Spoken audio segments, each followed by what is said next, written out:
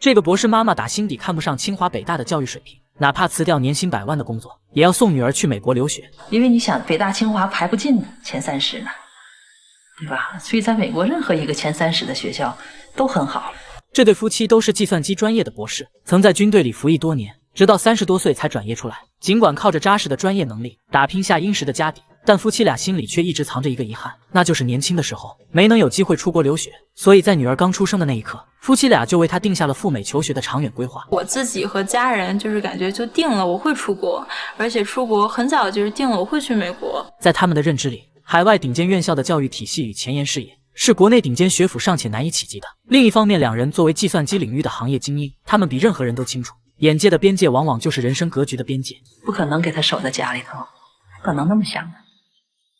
如果你在美国，比如说真是到了纽约附近，到了波士顿附近，他是看到全世界的机会，全世界的公司都会到那儿去找好孩子，那他的视野要大多了。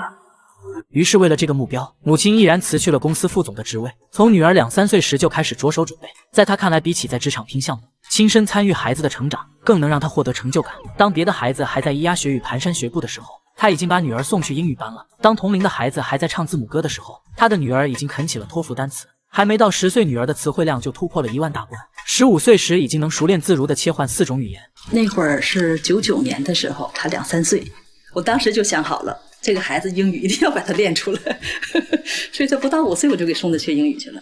像他的托福单词是小学5年级时候背下来的，全都背完了。但想要叩开海外名校的大门，必须要完成2项核心考核，一种是雅思托福，另一种则是 SAT 考试。为了不让孩子把学英语当成被动任务，他特意带女儿远赴美国，亲身感受当地的校园氛围与文化环境。小姑娘到了美国之后，一下子就被那里的环境深深吸引，回来之后对赴美留学也更加向往。这也更加坚定了他陪女儿走下去的决心。最终女儿也没有辜负母亲的付出与期望，托福考试中考出了在整个亚洲都寥寥无几的119分顶尖成绩。这个成绩足够冲击他心中理想的耶鲁大学。但想要顺利走进美国名校的大门，成绩并不是唯一的考核标准。美国名校更看重学生的综合素养与软实力。SAT 满分的学生和姚明的儿子，或者姚明官肯定是先选姚明的儿子。所以，如果你现在能拼爹的，是拼爹，不能拼爹的，拼你自己的未来。于是为了让女儿竞争时拥有更多的优势，妈妈立马安排女儿去打工子弟学校参加演讲比赛。可没想到那里的孩子们正忙着准备期末考试，根本没人搭理她，最后也只能灰溜溜的回来了。